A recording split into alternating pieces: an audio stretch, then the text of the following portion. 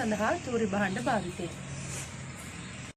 ආදරණීය දුවේ පුතේ හොඳින් හොම්කන් දෙන්න ඔබට ඇසෙන සංගීතයට. ඒ සංගීතය තුල අන්තර්ගත වෙලා තියෙනවා මේ සංගීත ඛණ්ඩවල ඉතා සියුම් විදියට මේ වාද්‍ය භාණ්ඩවල පරිණාමය පිළිබඳව ශබ්දයේ පරිණාමය පිළිබඳව මනාව අන්තර්ගත වෙලා තියෙනවා. ඉතා සියුම් විදියට මේ සංගීත ඛණ්ඩයේ මේ හඬ මුසු කරගෙන තියෙනවා. හඬේ පරිණාමය, වාද්‍ය භාණ්ඩවල පරිණාමය කියන එක ඉතා සියුම් අන්තර්ගත කරලා තියෙනවා. හොඳින් සවන් දෙන්න.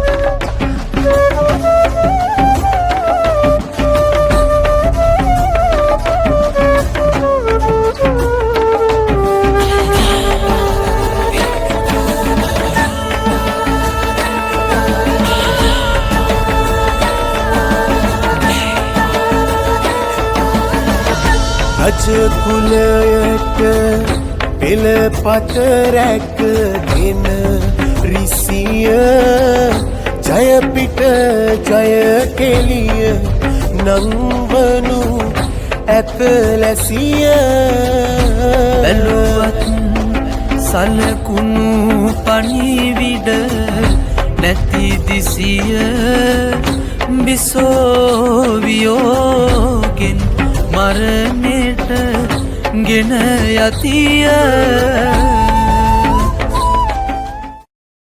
ඉතා ඈත අතීතයක සිටම සංනිවේදනය සඳහා තූර්ය භාණ්ඩ භාවිතා කිරීමට මිනිසුන් පුරුදු වෙලා සිටියා. ඒකදී සංනිවේදනය කියන්නේ ඇත්තටම මානවයාට ඉතාම වැදගත් වූ අංගයක්. සංනිවේදනය කියන එක පිළිබඳව බොහෝ ඓතිහාසික සාධක අපට දක්නට ලැබෙනවා. මිනිසුන්ට භාෂාවක් නොතිබුණු කල්හිදී මිනිසුන් තමන්ගේ අදහස් අන්‍යයන් වෙත ප්‍රකාශ කරන්න, අන්‍යයන්ට දක්වන්න, සංනිවේදනය කරන්න විවිධාකාර වූ ක්‍රමවේදයන් භාවිතා කරලා තියෙනවා. එතකොට මේ පිළිබඳ ලෝකයේම අපි භාවිතා කරනකොට දියුණු නොදියුණු ගෝත්‍ර අතරේ විවිධ ක්‍රම ශිල්ප වුන් තමන්ගේ හැඟීම අනිකා වෙත ප්‍රවිෂ්ඨ කරන්න නැත්නම් සංනිවේදනය කරන්න විවිධ වූ ක්‍රමවේදයන් පාවිච්චි කරලා තියෙනවා. අපි දැන් උදාහරණ විදිහට බලමු. ඒ කියන්නේ ගල් යුගයේ සිට ගොවි යුගය දක්වා මිනිස්සු මොනතරම් සංනිවේදනය සඳහා ක්‍රමවේද පාවිච්චි කරලා තියෙනවද කියලා. ඒකෙදී උදාහරණයක් විදිහට සමහර ගෝත්‍රවල මිනිසුන් දඩයමට යනකොට දඩයම සාර්ථක කර ගැනීම සඳහා තමන්ගේ ශාරීරික අවයවයන් වලට ගසා ගනිමින් විවිධ හඬ නිකුත් කරමින් විවිධ චලන දක්වලා තියෙනවා. ඊට අමතරව දඩයමේදී විවිධ සතුන්ගේ ශබ්දයන් අනුකරණය කරමින් ඒ සතුන්ව ගෙන්නා ගැනීමට, ඒ සතුන් අල්ලා ගැනීමට විවිධ උපක්‍රම යොදාගෙන තියෙනවා. මීට අමතරව ගත්තාම දඩයම් කාර්යද විතරක් නෙමෙයි විවිධ ජීවිතේ විවිධ අවස්ථාවලදී මේ බෙර භාවිතය සංනිවේදනය සඳහා විවිධ ක්‍රම උපායන් පාවිච්චි කරලා තියෙනවා. මේ පාවිච්චි කිරීමේ ක්‍රමවේදය ගලාගෙන මේ ක්‍රමවේදය මේ සංනිවේදනය සඳහා මිනිසුන් හඬ යොදා ගැනීමේ ක්‍රමයක් විදියට තමයි ඒකේ දියුණු අවස්ථාවක් විදියට තමයි බෙරේ කියන එක නිර්මාණය වෙන්නේ.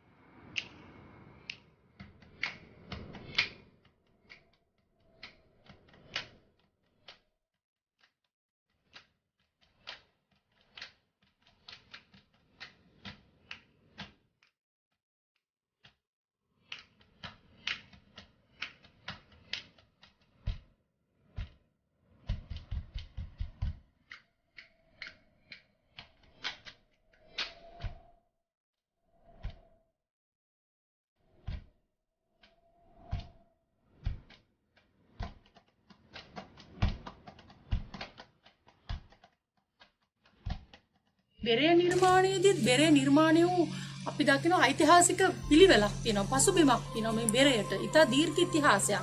ලෝකයේ පැරණි ඉතිහාසයක් හිමිනෝ මේ වාද්‍ය භාණ්ඩ වලට. ඒ කියන්නේ මිනිසුන් මේ බෙරය කියන එක එකවර නිර්මාණය කරන්නේ නැහැ. මුලින්ම මිනිස්සු සමහර අවස්ථාවන් වල මේ දි รา පත් වෙච්ච ගස් කඳන් වලට එතකොට ගිනි ඇවිලී ගිය ගස් කඳන් වලට ශාක කඳන් වලට ගහන්න පටන් අරන් තියෙනවා. මීට අමතරව වැලි බෙර කියලා જાතියක් තිබුණා. කියන්නේ පොළවේ වලවල් දෙකක් හාරලා ඒ අතරේ දෝනාවක් සකස් කරලා ඊට පස්සේ ඒ කුහර දෙකට තැලීමෙන් හඬ නිපදවාගෙන තියෙනවා. මේ ආදී වශයෙන් විවිධ උපක්‍රම යොදාගෙන තියෙනවා. දැන් ඊ කැලි දෙකක් එකට තට්ටු කිරීමෙන් හඬ නිපදවාගෙන තියෙනවා. විවිධ ඇට වර්ග සහිත කරල් සෙලවීමෙන් ශබ්දය නිපදවාගෙන තියෙනවා. ගල්පතුරු එකට ඇතිල්වීමෙන් ශබ්දය නිපදවාගෙන තියෙනවා. මෙන්න මේ වගේ ඉතා දීර්ඝ පරිණාමයක ප්‍රතිඵලයක් තමයි මේ බෙරේ නිර්මාණය කියලා කියන්නේ. අනතුරුව මේ ගස් කඳන් වල ශාක කඳන් වලට තැලීමෙන් දි รา පත් වෙච්ච ශාක කඳන් වලට තලපු ඒ මානවයා ඉන් අනතුරුව මේ බෙරය කියන එක විවිධ හැඩවල නිර්මාණය කරන්න පටන් ගන්න තියෙනවා. කොටින්ම කියතොත් උණගස්වල උණ බම්බුවේ ඇතුළු කුහරයක් සහිතයි. එතකොට ඒක ජලයට පතිත කරවලා ඒකෙන් හඬ නිපදවාගෙන තියෙනවා. ඉතින් මේ ආදී අග්නිදිග ආසියාව, ඉන්දුනීසියාව, ඕස්ට්‍රේලියාව, තායිලන්තය, එතකොට ජපානයේ මේ වගේ රටවල බොහෝ සාධක තියෙනවා මේ මිනිසුන් මේ බෙර නිර්මාණයට යොමු වීම පිළිබඳව. එතකොට මේ ආශ්‍රිතව මෙන්න මෙහෙම යුග ගණනාවක් ඇවිල්ලා මේ බෙරය කියන එක මිනිසුන් නිර්මාණය කරගන්නවා. මේක නිර්මාණය කරගන්නීම sannivedana කාර්ය සඳහා. ඒතර අපි බලමු මොනවද මිනිසුන් මේ බෙර තූර්ය භාණ්ඩ යොදා ගැනීමෙන් කරපු sannivedana කොයි වගේ sannivedanaයක්ද බෙර යොදාගෙන කරේ.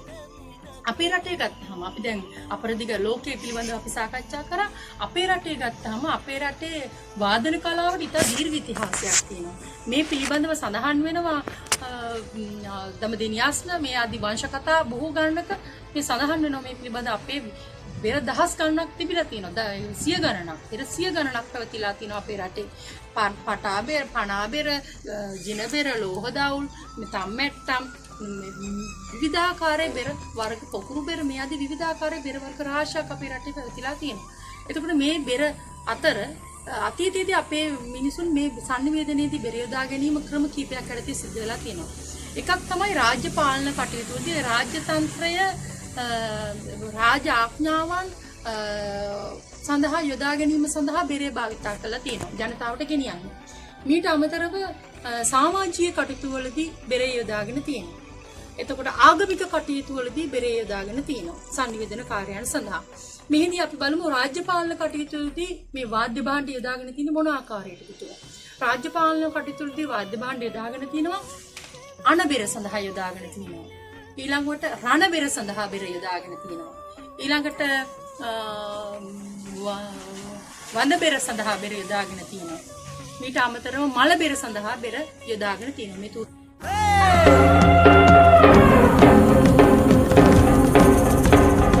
මහා රාවණ රජ සමයේ පටක පැවතගෙන සියලු අංගම් හර්ම සහිත තෝට්ටයිම්බර මහා සේන ද්වන්ද්ව සටන අදින් දෙදිනකට පසු යුද පිටියේදී පැවතෙන බව මෙසේ මයින්ඩ කරන්නේ. මොකද මේ අණබෙර සඳහා බෙර යොදා ගැනීම කියන්නේ මොකක්ද? අණබෙරය කියලා කියන්නේ කිසියම් රජුගේ කිසියම් නිවේදනයක් පණිවිඩයක් සමාජගත කරන්න යොදාගත්තු ඉතිහාසය යොදාගත්තු උපක්‍රමයක්. එතකොට මේක මේ පිළිබඳ ඕනේ තරම් සාධක තියෙනවා.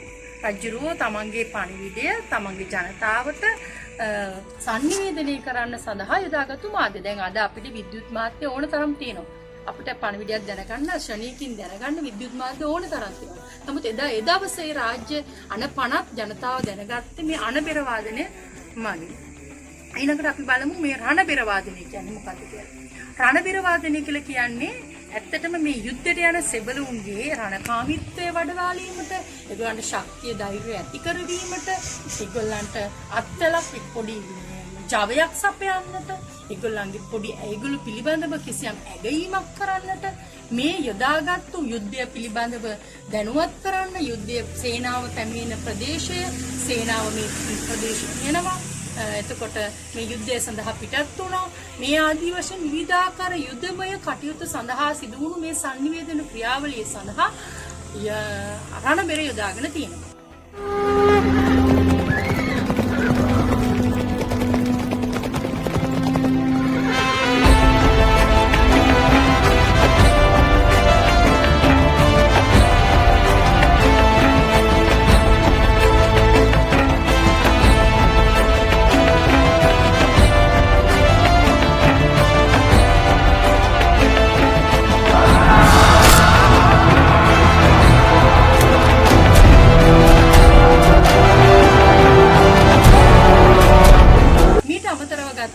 මලබෙර කියලා දැන් ඉස්සෙල්ලා කතා කරා.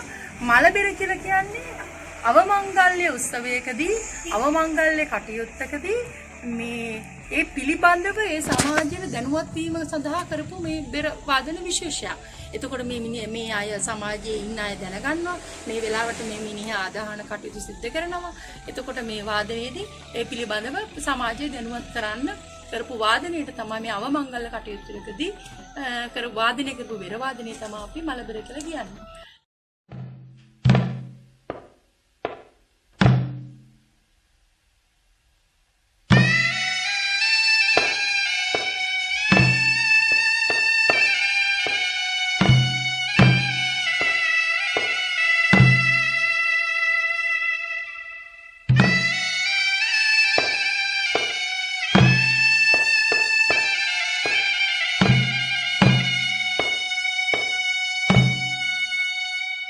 මීට අමතරව ඉතාම වැදගත් අංගය තමයි මේ ආගමික කටයුතු වලදී බෙර යොදා ගැනීම. ආගමික කටයුතු සඳහා.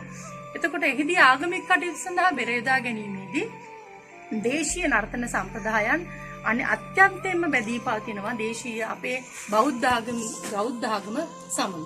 එතකොට බෞද්ධ ආගමත් එක්ක ඉතා බැඳීමක් තියෙනවා මේ වාදන කලාවට. වාදන කලාවට ඉතා ලොකු බැඳීමක් තියෙනවා. එතකොට මේ දැන් අපි ගත්තාම අපේ පූජනීය ස්ථාන ප්‍රධාන වශයෙන්ම අපේ දළදා වහන්සේ වැඩ සිටින අපේ දළදා මාලිගාව, එතකොට ශ්‍රී මහා බෝධිය, මේ වගේ ස්ථානවල විශේෂයෙන්ම විහාර පන්සල්වලට අමතරව මේ වගේ ස්ථානවල විශේෂයෙන්ම මේ තේවා වාදනය සඳහා විවිධ පරම්පරාවල් අතීතයේ සිට පැවතගෙන ඇවිල්ලා තිනවා. රජු විසින් රජුගේ නියමයෙන් විවිධ පරම්පරාවල් වලට පවරලා තිනවා මේ ආගමික ස්ථානවල තේවා කටයුතු සඳහා නිලපංගු වෙන් කරලා තියෙනවා. එහිදී යාට නින්දගම් ලබා දීලා ඒ තේවා කටයුතු පවත්වාගෙන යන කිසියම් අත්වලක් දීලා තියෙනවා. එතකොට මේ දළදා මාලිගාවේ අපේ දළදා වහන්සේ මාලිගාවට වැඩම කරනකොට ගෙවැදුම් හේවිසි වාදනය කරනවා. මාලිගාවෙන් පිටතර ගන්නකොට අමරා හේවිසි වාදනය කරනවා. මේ ආදී වශයෙන් විවිධ වූ වාද්‍ය තේවාවන් කොටස් තියෙනවා. එතකොට මේකෙදි මේ සිද්ධ වෙන්නේ මේ තේවා වාදනයේදී සිද්ධ වෙන්නේ මේ තේවාව පිළිබඳව මේ පූජා පැවැත්වෙන වේලාවන් දිනයන් පිළිබඳව මහ ජනතාව දැනුවත් කිරීමක්. ඇත්තටම වාදනයේදී මේ වාදන තූර්ය වාදනයේදී ඉතා මේ ශබ්දයේ බොහෝ පැතිර යන නිසා අවට සමාජවල ඉන්න ජනතාව මේ පිළිබඳව වඩාත් හොඳින් දැනුවත් වෙනවා.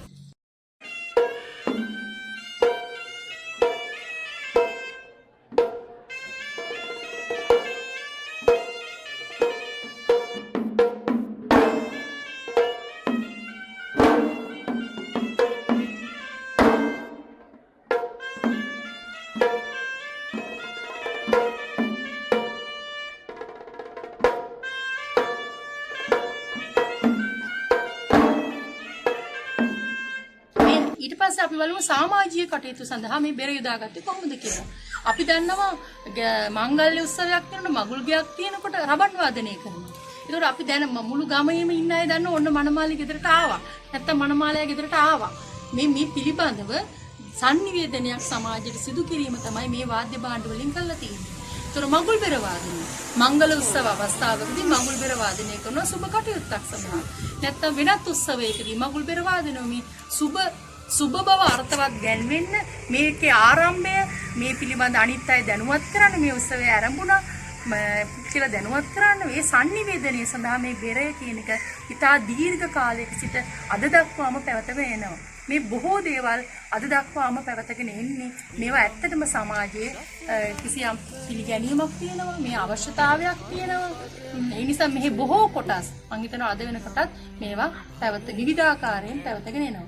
ඉතින් ආදරණීය දුවේ පුතේ මෙන්න මෙහෙම පිළිබඳව තමයි අපිට මේ පාඩම තුල අන්තර්ගත වෙලා තියෙන කරුණු. එතකොට ඔබ මේ පිළිබඳව ඉතාම හොඳින් අධ්‍යයනය කරන්න. ඔබට දීලා තියෙනවා මේ පාඩම් පිළිබඳව සටහනක්. ඒක ඉතාම හොඳින් අධ්‍යයනය කරලා තව තොරතුරු තියෙන ඕනෑ තරම් පොතපත තියෙනවා මේ පිළිබඳව අධ්‍යයනය කරන්න. මේ ඓතිහාසික ගමන් මඟ වාදන කලාව පිළිබඳව අධ්‍යයනය කරන්න අපේ ඊවිච ඕනෑ තරම් පොත්පත් තියෙනවා මේ පිළිබඳව පරිශීලනය කරන්න. විභාගයට අවශ්‍ය තොරතුරු ඔබ මේ ඇසුරින් සම්පාදනය කරගන්න කියලා මම ඉල්ලා සිටිනවා ඔබ සැමට. තෙරුවන් සරණයි. ආයුබෝවන්. සමිඳුන් සැමි දෙතෙනෙක්